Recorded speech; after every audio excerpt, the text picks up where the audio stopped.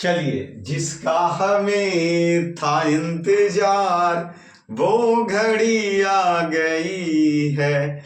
तो यही बुक का इंतजार हम कर रहे थे कि बीएसएससी के लिए यह बुक बहुत जरूरी है और बहुत फायदेमंद भी होने वाला है बीएसएससी के लिए। जैसा किरण पब्लिकेशन का आप ये बुक देख रहे होंगे, इसमें यह बीपीएससी टीआर 4 के लिए जरूरी है, बीएसएससी के लिए जरूरी है, दरोगा के लिए जरूरी है और बिहार पुलिस, इन सभी का निचोड़ इसमें दिया गया और ये 2025 तक के सॉल्व पेपर है। ठीक है, हमने पहले ही एक शॉर्ट वीडियो के माध्यम से आपको बताया था कि अब बुक हम ले लिए हैं, अब आपको बुक की आवश्यकता नहीं है। और हम उस समय भी बताए थे कि बुक हम खुद खरीदे नहीं है, बल्कि दुकान वाले से कुछ पैसे दे करके उस बुक का सिर्फ क्वेश्चन का फोटो खींचे हैं कि ताकि क्लास इसका लिया जा सके। ठीक है, तो आप सबको भी बुक नहीं लेना है, ये पीडीएफ अभी अवेलेबल है। कैमरी GS class by Shyam sir के टेलीग्राम चैनल पर चले जाइए, वहां से आपको यह पीडीएफ क्या हो जाएगा, मिल जाएगा। और आज इसका पार्ट 1 क्लास हम लेना क्या कर रहे हैं, शुरू कर रहे हैं, जो कि हमारा आज का टॉपिक्स क्या है, तो प्राचीन भारतीय इतिहास। ये पहली क्लास है, एकदम परिपूर्ण रूप से निचोड़ निकाला जाएगा, चीजों को एकदम आसानी तरीके से समझा जाएगा, कोई हड़बड़ी की चीज नहीं है, क्योंकि बीएसएससी के दृष्टि से ये वीडियो बनाई जा रही है और अभी बीएसएससी का एग्जाम होने वाला नहीं है, अभी तो फार्म का ही डेट आ रहा, इसलिए इतना इत्मीनान से करेंगे ना इसको कि एकदम एक प्रश्न से कम 15 से 20 प्रश्न हमारा क्या होना चाहिए, कंप्लीट होना चाहिए। ठीक है, तो अभी पहले हम सीरीज की शुरुआत कर लेते हैं, फिर आप देख लीजिएगा कि इसका कैसा चलता है। जैसे देखिए, फर्स्ट प्रश्न हमारा क्या दिया गया है, फर्स्ट क्वेश्चन क्या दिया गया है जो बताओ। तो फटाक से इसका आंसर सोचो आप सभी लोग। जैन परंपरा के अनुसार कौन अंतिम से एक पूर्व तीर्थकर माना जाता है, पार्श्वनाथ, महावीर, ऋषभदेव या भद्रबाहु? फटाक से इसका आंसर आप सब सोचो। जैसे कि ये प्रश्न जैन धर्म से है, ठीक है, जैन धर्म में टोटल 24 तीर्थकर थे। जैन धर्म में टोटल 24 तीर्थकर थे, जिसमें से पहला ऋषभ देव थे। ठीक है, इसके 23वां तीर्थकर पार्श्व नाथ थे। ठीक है, इसके 24वां तीर्थकर महावीर स्वामी थे। ठीक है, अब इसमें जो ऋषभदेव इसके प्रथम तीर्थकर थे, उनका हमें आप बताइए कि प्रतीक चिन्ह क्या था। तो ऋषभदेव का प्रतीक चिन्ह साढ़ था, पार्श्वनाथ का सर्प था और महावीर का सिंह था। इस हिसाब से इसके प्रतीक चिन्ह थे। प्रश्न पूछा है ये अंतिम 24वां क्या था, अंतिम था, अंतिम से एक पहले, अर्थात आंसर कौन सा होगा, पार्श्वनाथ, इसलिए इसका आंसर क्या हो गया, 1 हो गया। ठीक है, अगर जैन में सबसे जो है महावीर स्वामी महत्वपूर्ण है, इनके बारे में ज्यादा जानना है हमें। महावीर स्वामी, ठीक है, इनका महावीर स्वामी का जन्म कब हुआ और इनकी मृत्यु कब हुई, जो फटाक से सोचिए।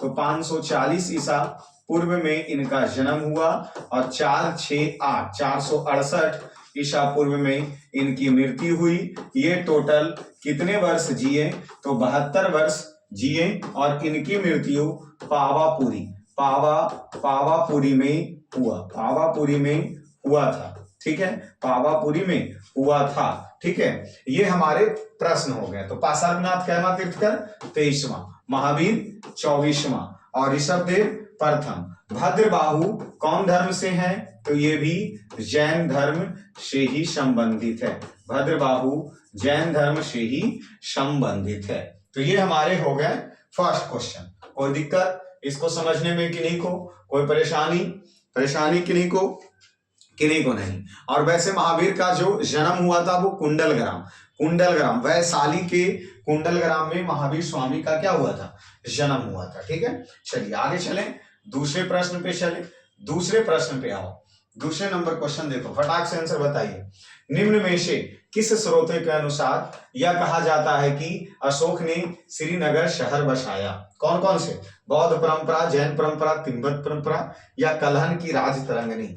देखिए, कलहन की राज तरंगिणी जो पुस्तक लिखी गई, देखिए कलहन के द्वारा राजतरंगिणी, तो कलहन क्या हो गया, लेखक हो गया, कलहन क्या हो गया, लेखक हो गया। इसके द्वारा पुस्तक राजतरंगिणी, राजतरंगिणी पुस्तक लिखी गई। इस राजतरंगिणी पुस्तक में प्रथम शताब्दी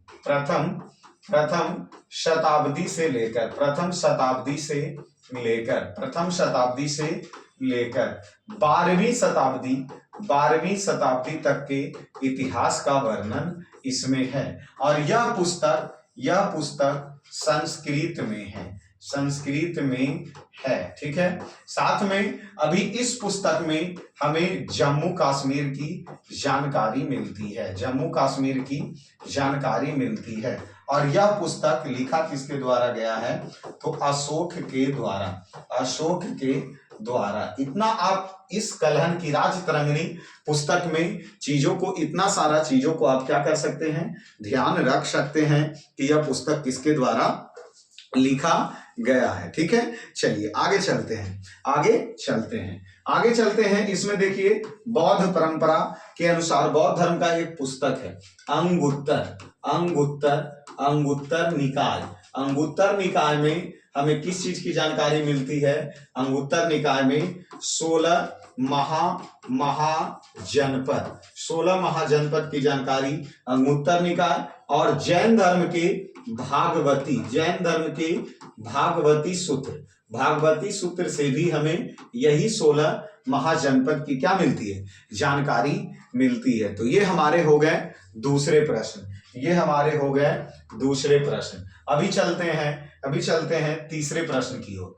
तीसरे प्रश्न आइए, दक्षिण भारत में जैन धर्म का प्रचार कौन किया? दक्षिण भारत में कौन?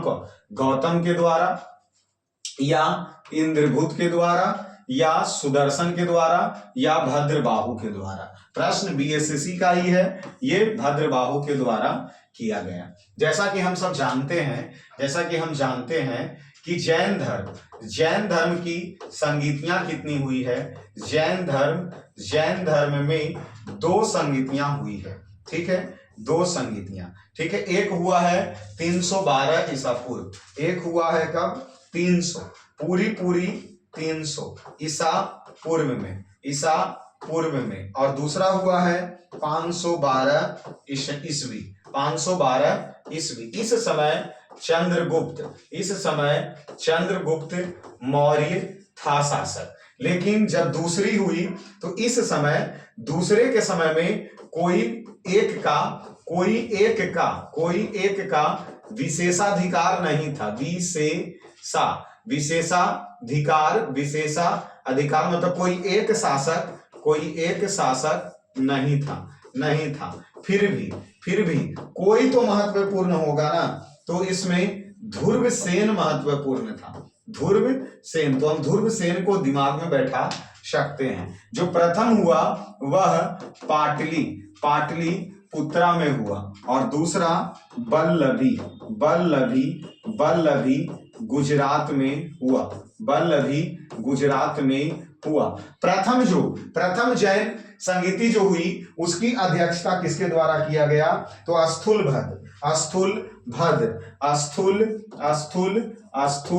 भद्र के द्वारा किया गया। और दूसरा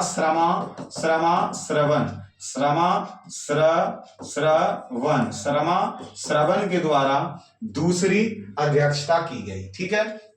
तो जो प्रथम जैन संगीति हुआ 300 ईस्वी में, इसी में जैन धर्म 2 भागों में टूट जाता है। जैन धर्म कितने भागों में? 2 भागों में टूट जाता है, और एक बनता है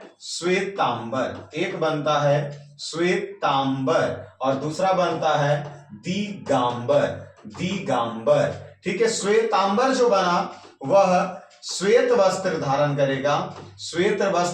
करेगा, और जो दिगंबर बनेगा वह नग्न बनेगा। श्वेतांबर में कौन आ जाएंगे? श्वेत वस्त्र श्वेतांबर, दिगंबर में भद्रबाहु, दिगंबर में शामिल हो जाएंगे भद्रबाहु। और इस तरफ अस्थूल भद्र, स्थूल भद्र। अब देखिए दिगंबर, दिगांबर, दिगांबर में कौन शामिल है, कौन शामिल है, तो भद्र, भद्र बाहु। और यही चला जाएगा दक्षिण, दक्षिण भारत, यही चले जाएंगे दक्षिण भारत। और इस भद्र बाहु के साथ में चंद्रगुप्त, चंद्रगुप्त, चंद्रगुप्त मौर्य भी चला जाता है, चंद्रगुप्त मौर्य भी, चंद्रगुप्त मौर्य भी चला जाता है। कहां, दक्षिण भारत। और यही चंद्रगुप्त मौर्य कौन विधि, कौन विधि, संलेखन, संलेखन विधि, संलेखन, संलेखन विधि से, संलेखन विधि से, संलेखन विधि से अपनी आत्मा, आत्मा का त्याग करते हैं। कर्नाटक के श्रवणबेलगोला, कौन सी पहाड़ी, कर्नाटक के श्रवणबेलगोला, कर्नाटक के श्रवणबेलगोला। और वहीं पर एक मूर्ति बनाई गई है गोमतेश्वर, गोमतेश्वर की मूर्ति, गोमतेश्वर की मूर्ति बनाई गई है। तो चंद्रगुप्त मौर्य वहीं पे जाके अपनी आत्मा का क्या करते हैं, त्याग करते हैं। तो ये सारा हमारा प्रश्न कौन धर्म से, जैन धर्म से। तो दक्षिण भारत भद्रबाहु, दक्षिण भारत भद्रबाहु गया था। ठीक है, कंप्लीट है। आगे बढ़ जाए, 3 नंबर प्रश्न के बाद आगे चले। चलिए आते हैं 4 नंबर क्वेश्चन। क्या करा, गुप्त काल में सर्वोच्च न्यायिक पदाधिकारी किसके पास था, गुप्त काल में, गुप्त काल में सर्वोच्च पदाधिकारी किसके पास था, तो राजा के पास होता था। गुप्त काल में, गुप्त काल में सर्वोच्च न्यायिक पदाधिकारी किसके पास होता था, राजा के पास होता था। देख सकते हैं अमीन में प्रश्न पूछा गया है। जैसे गुप्त काल, प्रश्न क्या पूछा जाएगा, तो देखिए गुप्त काल चला कब से कब तक, तो गुप्त काल 320 ईस्वी से 550 ईस्वी तक के काल को गुप्त काल कहा गया। देखिए गुप्त, गुप्त काल में एक गुप्त वंश आते हैं जिसकी स्थापना श्रीगुप्त, श्रीगुप्त, श्रीगुप्त के द्वारा किया जाता है। और यह 240 से 240 से यहाँ क्या लिखे हैं 320 में, इसको 220 कीजिए, तो फिर 220 कीजिए। अगर यहाँ 240 लिख रहे हैं 240 नहीं, वैसे गुप्त काल 320 से ही शुरू होता है, इसको 320 से ही लीजिए। ठीक है, 320 से 550, क्योंकि इस समय यह स्वतंत्र रूप से, स्वतंत्र रूप से था, स्वतंत्र रूप से था। लेकिन इसके बारे में क्या कहा जाता कि जो गुप्त वंश, गुप्त वंश के स्थापना, गुप्त वंश के स्थापना श्रीगुप्त, श्रीगुप्त के द्वारा 240 से 280 ईस्वी तक श्रीगुप्त रहते हैं। लेकिन यह स्वतंत्र रूप से नहीं था। 240 में जो इसकी स्थापना हुई यह स्वतंत्र नहीं था, 320 से स्वतंत्र रूप से बनता है। तो 240 से 280 ईस्वी गुप्त काल में सबसे पहले श्रीगुप्त। दूसरा इसका घटोत्कच, घटोत्कच आते हैं जो कि 280 से 320 तक रहता है, 280 से 320 तक। लेकिन जैसे ही इसका तीसरा आएगा, तीसरा आएगा चंद्रगुप्त प्रथम, चंद्रगुप्त प्रथम 320 में जब बनेंगे तब जाके गुप्त वंश का, गुप्त वंश का ये वास्तविक, गुप्त वंश का वास्तविक संस्थापक कहलाएगा, वास्तविक संस्थापक कहलाते हैं, कहलाते हैं। प्रश्न पूछेगा गुप्त वंश की स्थापना किसके द्वारा किया गया, श्रीगुप्त के द्वारा। गुप्त वंश की स्थापना श्रीगुप्त के द्वारा किया गया, जबकि गुप्त वंश के वास्तविक संस्थापक किसे कहा गया, तो चंद्रगुप्त प्रथम को कहा गया। ठीक है, देखिए इसी के समय में चंद्रगुप्त कौन सा, चंद्रगुप्त प्रथम के समय में ही चीनी यात्री आता है। कौन, चीनी यात्री कौन आता है, फाहियान। कौन आता है, फाहियान, फाहियान, फाहियान आता है चंद्रगुप्त द्वितीय के समय में ही। चंद्रगुप्त नहीं, चंद्रगुप्त द्वितीय के समय में आता, सॉरी ये प्रथम के समय में नहीं आता, चंद्रगुप्त द्वितीय के समय में आता है। कौन, फाहियान आता है। ठीक है, चंद्रगुप्त द्वितीय जो कि 14 वर्ष तक भारत में रहेगा। तो इस प्रश्न में इतना ही लीजिए। चलिए आगे चलते हैं, अगले प्रश्न बहुत मौका मिलेगा। अभी तो दंगल शुरू ही हुआ है, अभी तो दंगल शुरू ही हुआ है। प्रश्न ये पूछा गया है, एक प्रश्न, कृषि की शुरुआत कब हुई? तो लगभग 7000 ईसा पूर्व में कृषि का शुरुआत हुआ था। और इस प्रश्न के बारे में हम कुछ नहीं बोलना चाहते हैं, क्योंकि शुरुआती दौर में कृषि कैसे होता था? कृषि कैसे होता था? पेड़ पौधे को काट दिया, उसके बाद उसको जला दिया, उसके राख पर बीज को बुन दिया जाता था, साल 2 साल वहां खेती होगा, उसके बाद फिर अगले जगह चला जाता था। फिर अगले जगह जाएंगे, फिर से पेड़ को काटेंगे, फिर से जलाएंगे, फिर से उस पर कृषि होगा, जब तक उपज रहेगी तब तक उस पर क्या होता? खेती होगा, उसके बाद फिर बंद हो जाएगा। ठीक है, चलिए 6 नंबर प्रश्न आइए। निम्न में से किस समकालीन ब्राह्मणवादी विश्वास में बुद्ध ने पूर्ण आस्था व्यक्त किया है? किया है मतलब कहने का मतलब इसमें क्या हो रहा है, प्रश्न को समझिए कि गौतम जो बुद्ध था, बौद्ध धर्म थे, वह किस किस चीज को मानता था? क्या ईश्वर को मानता था? नहीं। कर्म को मानता था? नहीं। आत्मा को मानता था? नहीं। जीवन चक्र को वह मानता था। जीवन चक्र को क्या करता था? मानता था। इसलिए ईश्वर को नहीं मान के उनका विश्वास था अनिश्वरवादी था। कर्म को भी नहीं मानेगा, आत्मा को भी नहीं मानेगा। जीवन चक्र को सिर्फ मानता है, जो कि जीवन चक्र अर्थात पूर्ण जन्म पर विश्वास था। अर्थात बौद्ध यह मानता था कि पूर्ण जन्म होता है, लेकिन ना तो वो इस भगवान को मानते थे, ना ही वह कर्म को मानता था, और ना ही वह आत्मा को मानते थे। बौद्ध धर्म के अनुयायी लोगों को ऐसा कहना था। ठीक है, चलिए आगे चलते हैं। 7 नंबर प्रश्न देखिए। किस स्थान पर भगवान महावीर की मृत्यु हुई? बताओ, ये प्रश्न हम बता चुके हैं। पावापुरी। स्पेशल महावीर की चर्चा अगर की जा रही है तो आप इतना कुछ जान लीजिए। इनका जन्म, इनकी मृत्यु। तो जन्म कब हुआ? 540 ईसा पूर्व। मृत्यु कब हुआ? 468 ईसा पूर्व। इनकी जन्म कुंडलवन वैशाली में हुआ। इनकी मृत्यु पावापुरी में इनकी क्या हुई? मृत्यु हुई। ये कैमा तीर्थकर हैं? 24वां तीर्थकर हैं। इनका प्रतीक चिन्ह क्या है? प्रतीक चिन्ह क्या है? तो प्रतीक चिन्ह क्या है? सिंह है। महावीर की प्रतीक चिन्ह क्या है? सिंह है। महावीर की प्रतीक चिन्ह सिंह है। ठीक है, साथ में ये अपना उपदेश भी दिए थे, जो कि अगर आपसे पूछ दे पहला उपदेश कहाँ दिए थे? राजगीर में। अंतिम उपदेश कहाँ दिए थे? तो वहीं पावापुरी में दिए थे। अंतिम उपदेश महावीर स्वामी। ठीक है, चलिए आगे बढ़ जाएं अगले प्रश्न पे। चलिए, बहुत अच्छा। 7 के बाद चलो 8 नंबर प्रश्न। महावीर का जन्म 540 ईसा पूर्व में किस स्थान पर हुआ? तो वैशाली के कुंडल ग्राम में इनका क्या हुआ? जन्म हुआ। और क्या बताएं? अभी तो बताए ही हुए हैं बहुत सारी चीज। किसका? महावीर का जन्म स्थान पूछ रहा ना, तो सही है, वैशाली सही है। चलो आगे चलते हैं।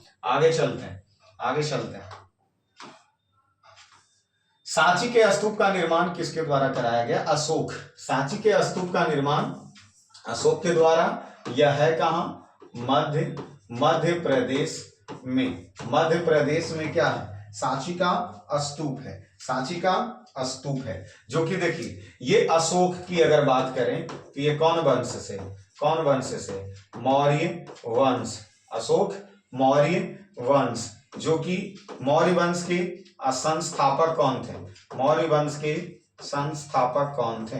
तो चंद्रगुप्त मौर्य थे, जो कि मौर्य वंश के संस्थापक थे। इसके बाद इनका बेटा बिंदु, इनका बेटा बिंदुसार आया। पहला ये हो गया, दूसरा ये हो गया। तीसरा बिंदुसार का पुत्र अशोक आता है, अशोक आता है, अशोक आता है। अशोक युद्ध नीति, युद्ध नीति, युद्ध नीति त्याग कर 261 ईसा पूर्व कलिंग युद्ध के बाद, कलिंग युद्ध के बाद ये कौन सी नीति अपना लिया? धम्म नीति। कलिंग युद्ध के बाद कौन सी नीति? धम्म नीति अपना लिए। तो ये था कौन से? सांची के स्तूप मध्य प्रदेश। निर्माण किसके द्वारा करवाया गया? अशोक के द्वारा। निर्माण किसके द्वारा? अशोक के द्वारा। चलिए आगे चलिए, अगले प्रश्न। कबीर किसके शिष्य थे? रामानुजा के। कबीर किसके शिष्य थे? रामानंद के। कबीर किसके शिष्य हैं? तो रामानंद के। कबीर किनके शिष्य हैं? रामानंद के। और इनका आंदोलन कौन सा? भक्ति आंदोलन से संबंध है। भक्ति आंदोलन, आंदोलन, भक्ति आंदोलन। कबीर का संबंध नहीं, रामानंद का संबंध भक्ति आंदोलन। कौन धर्म? कौन धर्म? वैष्णव। वैष्णव परंपरा से ये संबंधित है, वैष्णव परंपरा से संबंधित है। कबीर किनके शिष्य थे? रामानंद के। कबीर किनके शिष्य थे? रामानंद के। चलिए आगे चलते हैं, अगले प्रश्न। पुरी में स्थित विश्व प्रसिद्ध मंदिर जगन्नाथ मंदिर का निर्माण किसके द्वारा कराया गया? फटाक से सोचो। पुरी में जो स्थित है कौन मंदिर? जगन्नाथ मंदिर का निर्माण किसके द्वारा कराया गया? शायद इसका आंसर तो डी होना चाहिए, क्योंकि आंसर दिया ही नहीं है। नरसिंह प्रथम है प्रथम। कहाँ है? जगन्नाथ मंदिर का निर्माण कौन किया? पुरी में स्थित। अच्छा, वो सूर्य मंदिर नरसिंह देव प्रथम किया, सूर्य मंदिर। और ये जबकि पूछ क्या रहा? पूरी, उड़ीसा के पुरी में स्थित। उड़ीसा, वो कर्नाटक वाला में वो किए हैं ना नरसिंह देव प्रथम, कर्नाटक के सूर्य मंदिर। पुरी में स्थित विश्व प्रसिद्ध जगन्नाथ मंदिर का निर्माण किसके द्वारा?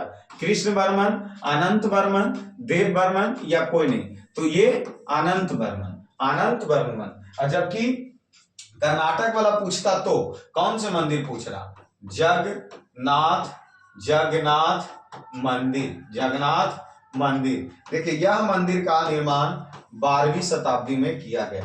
यह मंदिर का निर्माण 12वीं शताब्दी में किया गया। लगभग 1335 ईस्वी में यह शुरू हुआ और 1150 ईस्वी तक ये क्या हो चुके थे?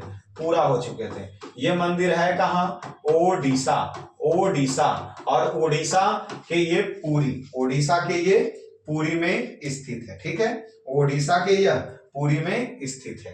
कंप्लीट हुआ और हम सूर्य मंदिर चले गए। नरसिंह देव प्रथम, नरसिंह देव वर्मन के द्वारा सूर्य मंदिर बनाया गया, जबकि जगन्नाथ मंदिर अनंत वर्मन के द्वारा बनाए गए। चलिए, डायनासोर विलुप्त हो गए थे किस काल?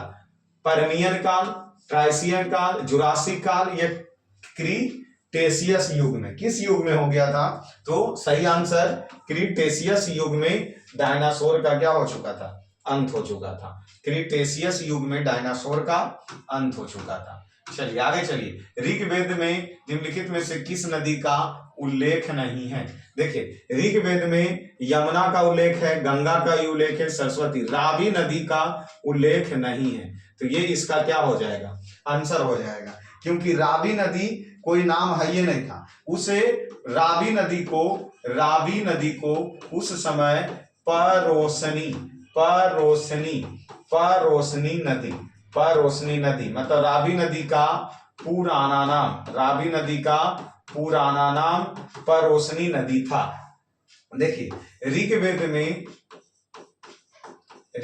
में उल्लेखित शब्द, जैसे कि उसमें गंगा तो एक बार चर्च किया गया है, दूसरा यमुना का 3 बार चर्च किया गया है, तीसरा इंद्र, चौथा अग्नि और 5वां सोम। जैसे सोम 120 बार, अग्नि 200 बार और इंद्र 250 बार। और सबसे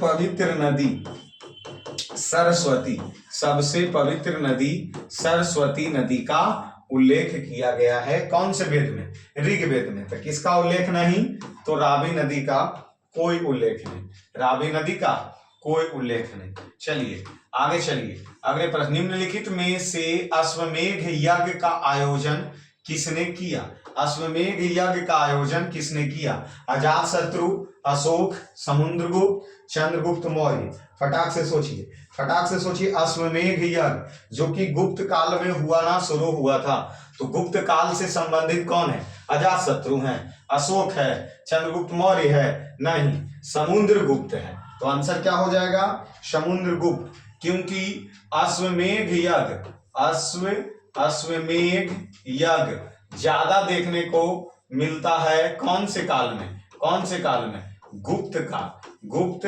काल में मिलता है। और जो कि हम अभी बताए थे कि गुप्त काल में मिलता है, ठीक है। जो कि गुप्त वंश के राजा कौन कौन थे? फटाक से बताओ। तो अभी कुछ राजा का नाम हम बताए हैं, गुप्त वंश के राजा। तो सबसे पहले श्रीगुप्त, जो कि इसकी स्थापना तो किए थे लेकिन वास्तविक नहीं किए थे। दूसरा इसका बेटा था घटोत्कच। और उसके बाद गुप्त वंश के वास्तविक संस्थापक कौन थे? चंद्रगुप्त प्रथम। उसके बाद आया समुद्रगुप्त आएगा। फिर उसके बाद पांचवें रामगुप्त। उसके बाद चंद्रगुप्त द्वितीय, फिर कुमारगुप्त प्रथम, चंद्रगुप्त द्वितीय, फिर आएगा कुमारगुप्त प्रथम। इस प्रकार ये गुप्त वंश के सभी क्या है? राजा है। और गुप्त वंश के अंतिम राजा का नाम बताओ, फटाक से सोचो। गुप्त वंश के अंतिम राजा का क्या नाम था? विष्णुगुप्त। क्या नाम था? विष्णुगुप्त। गुप्त वंश के अंतिम राजा विष्णुगुप्त था। आगे चलो, 15 नंबर क्या प्रश्न पूछ रहा? हेनसोंग भारत का भ्रमण किया किसके समय में? हेनसोंग देखिए, हेनसोंग हर्षवर्धन के शासनकाल में भारत आया। अब यहां देखिए, इसमें से हमें दो चीज याद रखना है। दो चीज हमें क्या याद रखना है? कि दो चीनी यात्री का नाम हमें क्या रखना? दो चीनी यात्री का नाम हमें ध्यान रखना। सबसे पहला और दूसरा, पहला हेनसोंग और दूसरा फाहियान। हेनसोंग हर्षवर्धन के शासनकाल में आया। हर्षवर्धन। फाहियान चंद्रगुप्त द्वितीय के समय में भारत आया। ये हर्षवर्धन जिस समय भारत आया था उस समय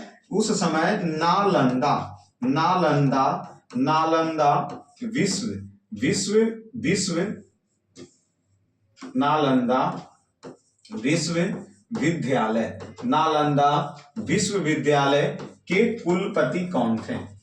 नालंदा विश्वविद्यालय के कुलपति कौन थे? शिलभद्र थे। उसके बाद दूसरी चीनी यात्री फाहियान। प्रश्न पूछेगा, हेनसोंग किसके दरबार में आया? हर्षवर्धन के शासनकाल में। प्रश्न पूछेगा, फाहियान किसके दरबार में आया? चंद्रगुप्त द्वितीय के दरबार में। फाहियान जो आया चीनी यात्री, वह टोटल 14 वर्ष तक भारत में रहता है। 14 वर्ष तक भारत में रहता है। कौन? फाहियान। तो ये 14 वर्ष तक भारत में रहे, ठीक है। तो हेनसोंग हर्षवर्धन के शासनकाल, चंद्रगुप्त द्वितीय के शासनकाल में फाहियान, कंप्लीट है। 15 के बाद 16 नंबर प्रश्न। चलो फटाक से, क्या पूछा जा रहा है? 16 नंबर प्रश्न का आंसर बताओ। फटाक से आंसर सोचिए इसका। 16 नंबर का आंसर क्या होगा? क्या प्रश्न पूछा जा रहा है, और ऑल बॉल फुटबॉल होने की आवश्यकता नहीं है। इतना सॉल्यूशन अगर आपको लगातार अगर आप इतना करते रहते हैं तो बीएसएससी पहले इसको जब एक दो बार खिचड़ी बनाएंगे ना तो एकदम कंठस्थ प्रश्न ये हो जाएगा। प्रश्न क्या हो जाएंगे, कंठस्थ प्रश्न हो जाएगा। इसीलिए लगातार अब अगर ये सीरीज शुरू हो गया है तो लगातार क्या रहिए, जुड़े रहिए। राजस्थान में स्थित पवित्र, राजस्थान में स्थित पर्वतीय स्थल माउंट आबू प्रसिद्ध है कौन धर्म के लिए, कौन धर्म के लिए यह प्रसिद्ध है? माउंट आबू किस धर्म के लिए है? तो यह जैन मंदिर। माउंट आबू कौन धर्म से संबंधित है? जैन मंदिर। इसको दिमाग में बैठा लो। राजस्थान में पर्वतीय स्थल में माउंट आबू प्रसिद्ध है जैन मंदिर के लिए। चलिए आगे आइए। किस पाल शासक, किस पाल शासक ने बौद्ध के लिए प्रसिद्ध विक्रमशिला विश्वविद्यालय की स्थापना किया? फटाक से बताओ इसका आंसर, फटाक से। विक्रमशिला विश्वविद्यालय की स्थापना किसके द्वारा किया गया है? विक्रमशिला विश्वविद्यालय पूछ रहा, तो विक्रमशिला विश्वविद्यालय धर्मपाल के द्वारा बनाया गया। जैसे देखो इसमें दिमाग में एक बात तुम बैठा लो, सबसे पहले अगर प्राचीन विश्वविद्यालय की अगर बात करें तो सबसे पहले तक्षशिला विश्वविद्यालय, ठीक है। तक्षशिला के बाद बना नालंदा विश्वविद्यालय, और नालंदा विश्वविद्यालय के बाद बना विक्रमशिला विश्वविद्यालय, जो कि तक्षशिला विश्वविद्यालय कब बना? तो 700 ईसा पूर्व में बना, और इसके संस्थापक थे कौन? भरत। प्रश्न पूछेगा कि भारत के सबसे प्राचीन विश्वविद्यालय कौन है? विश्वविद्यालय कौन है? तक्षशिला विश्वविद्यालय, जिसकी स्थापना कब हुई? 700 ईसा पूर्व। इसके संस्थापक कौन थे? तो इसके संस्थापक कहां चला गया ये? इसके संस्थापक कौन थे? चलिए फिर से हम लिखते हैं। तक्षशिला विश्वविद्यालय, जो कि 700 ईसा पूर्व कौन किया? भरत। ईसा पूर्व कौन किया? भरत। उसके बाद दूसरा तक्षशिला विश्वविद्यालय के बाद कौन बना? नालंदा। कौन बना? नालंदा विश्वविद्यालय, जो कि 427 ईस्वी में बना, जिसका निर्माण कुमार गुप्त प्रथम के द्वारा किया गया। फिर उसके बाद विक्रमशिला विश्वविद्यालय बना। विक्रमशिला विश्वविद्यालय बना, जो कि विक्रमशिला विश्वविद्यालय 783 ईस्वी में राजा धर्मपाल, जो कि पाल वंश के थे। कौन वंश के थे? पाल वंश के थे। तो किस पाल शासक? तो विक्रमशिला में धर्मपाल। तो आंसर क्या हो गया? 4 नंबर। आंसर क्या हो गया? 4 नंबर। और साथ में तो बख्तियार खिलजी के द्वारा 1193 ईस्वी में नालंदा विश्वविद्यालय को क्या कर दिया गया? ध्वस्त कर दिया गया। चलिए, खजुराहो में मंदिर का निर्माण किया गया। आंसर बताओ। खजुराहो में मंदिर का निर्माण किया गया कन्नौज के राठौरों के द्वारा, बादामी के चालुक्य के द्वारा, और बुंदेलखंड के चंदेल शासक, या इनमें से कोई नहीं। क्या है? खजुराहो में मंदिर। तो यह बुंदेलखंड के चंदेलों के द्वारा खजुराहो में मंदिर का निर्माण किया गया। देखिए ये है कहां? छतरपुर जिला एमपी में है, अर्थात मध्य प्रदेश के छतरपुर जिला में बुंदेलखंड, ठीक है। खजुराहो का मंदिर बुंदेलखंड के चंदेल शासक, छतरपुर जिला मध्य प्रदेश। कौन धर्म से है खजुराहो के मंदिर? जैन धर्म। कौन धर्म? जैन धर्म से है। जो कि किस शैली में बनाया गया है? नागर शैली में है। इसे यूनेस्को के धरोहर सूची में 1986 ईस्वी में शामिल किया गया। प्रश्न पूछेगा खजुराहो का मंदिर का संबंध कौन से धर्म से? तो जैन धर्म से। खजुराहो का मंदिर जैन धर्म, यूनेस्को की सूची में शामिल किया गया 1986 ईस्वी में। किस शैली में बनाया गया? नागर शैली में। देखिए भारत में 3 प्रकार के मंदिर बनाए जाते हैं, ठीक है। पहले हम इसको बता देते हैं। खजुराहो के कहां पे है? तो छतरपुर जिला, मध्य प्रदेश। और हम अब क्या बोल रहे हैं कि भारत में टोटल कितने प्रकार के तरह से मंदिर बनाए जाते हैं? तो टोटल 3 प्रकार से मंदिर बनाया जाता था। नागर शैली, बेसर शैली, द्रविड़ शैली। कौन कौन से? नागर शैली, दूसरा बेसर शैली, तीसरा द्रविड़ शैली। कहने का मतलब जो भी बेसर शैली, सही है। नागर शैली, जो भी उत्तर भारत में मंदिर मिलेगा, वह सब नागर शैली पर है। जो भी मध्य भारत में मंदिर मिलेंगे वह बेसर शैली, और जो दक्षिण भारत के मंदिर होंगे वो द्रविड़ शैली। याद कैसे रखना है? द से दक्षिण,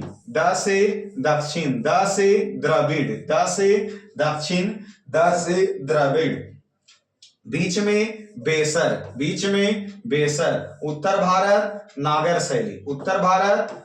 शैली। इस तरीके से इसको हम ध्यान रख